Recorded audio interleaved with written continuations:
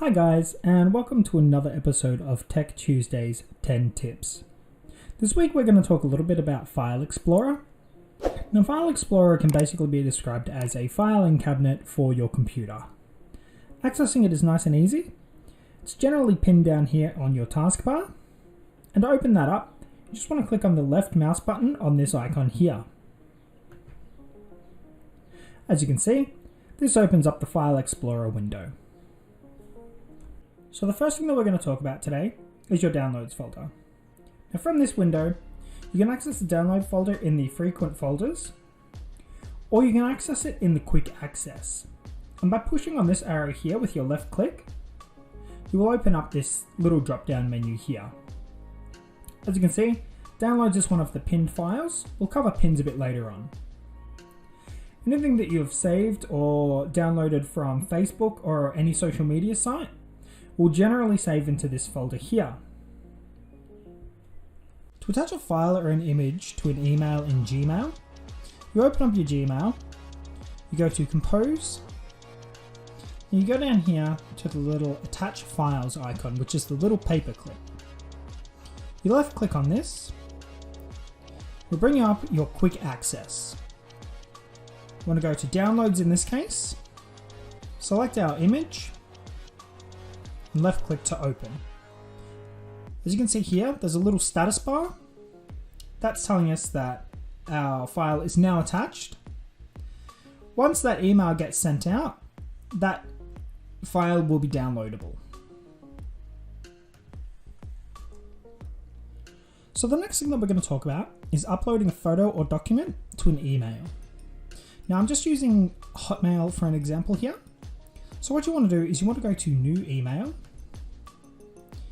Once you're in your email, you select who you want it to go to, type in your subject, any content that you want within the email.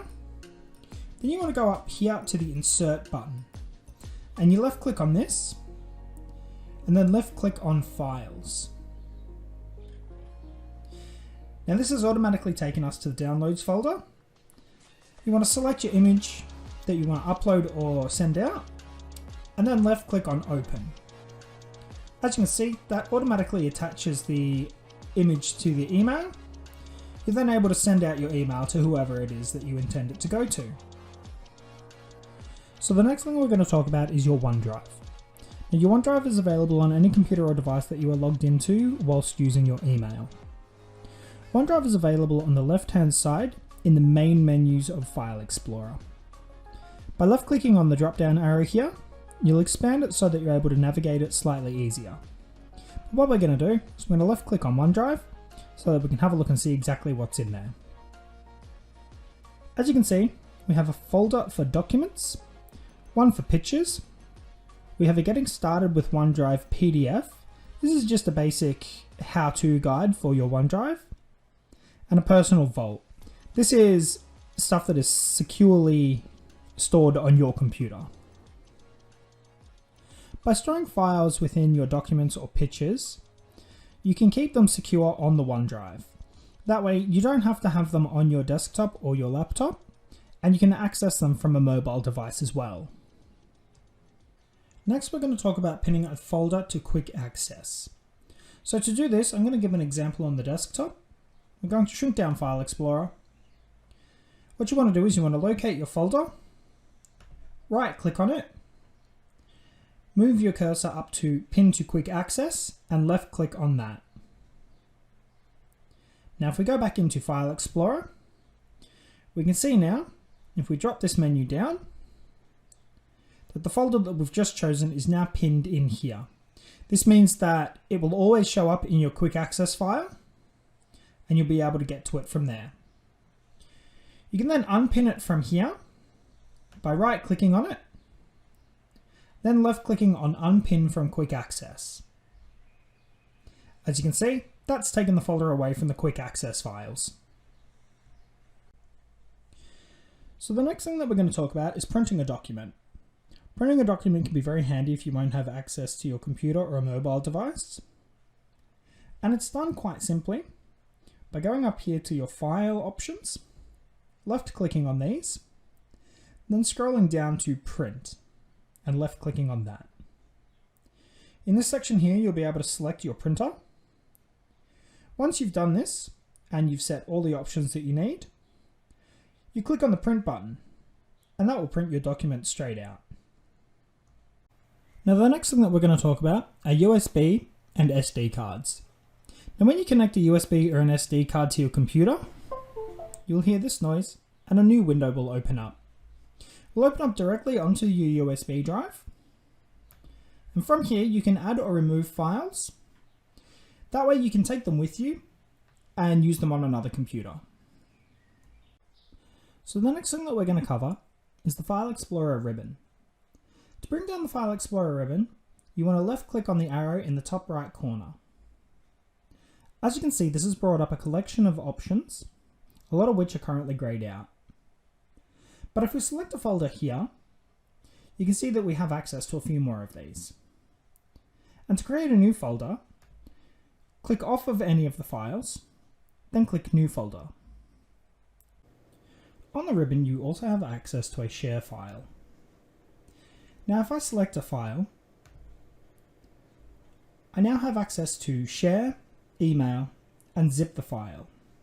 I can also go into some advanced settings, but I won't cover that one here today. But to share a file, you select it and then left click on share. You can then add it to one of your contacts, share it with a nearby device, or share it via your email. The next thing that we're going to cover is your view panel. Now within the view panel, you can select pane preview. And if you click on the document, as you can see here, this is where the preview will come up. You can also change how you view your folders. Currently mine's set to details. You can change it to medium icons, large icons, extra large icons, small icons, list, tiles, and content. You can also choose how your files are arranged. The next thing that we're going to talk about is the right click. Now the right click function can be very, very handy. As you can see, by right clicking, we get access to our view, our sort by, and our group by options, which are also available up in the ribbon. We also get access to a few other things, including creating new, well, anything. Now, let's say for example, we want to create a new text document. All we have to do is click on that and it creates a new document for us. Now by right clicking on our new text document, as you can see, we get quite a few options here. Some of these are very handy, some of them you'll not use. Open with can be very handy if a file doesn't want to open with something in particular. You can select something else to open it with. As you can see, you can also cut and copy a file. And once you've copied a file, when you right click and click paste, it will create a copy of that document. Finally, I'm just going to quickly touch on the drop-down menus on the left-hand side. By hitting the little arrows here, it will actually expand everything on your view panel. You can also resize this panel by moving the cursor so that this icon shows, holding the left click, and dragging it to the right. The last thing that we're going to talk about is this PC. Now, all computers have this PC, and it is the hub of everything on your computer. From here, you can access your C drive. If you have a disk drive, you can access that as well, and any attached USB drives as well.